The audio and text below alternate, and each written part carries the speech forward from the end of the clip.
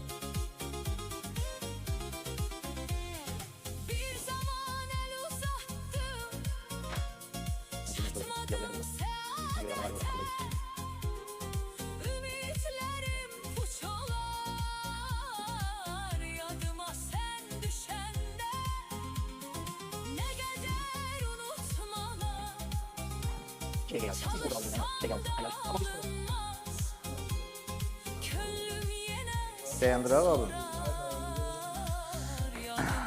Qardaş məğlub oldu.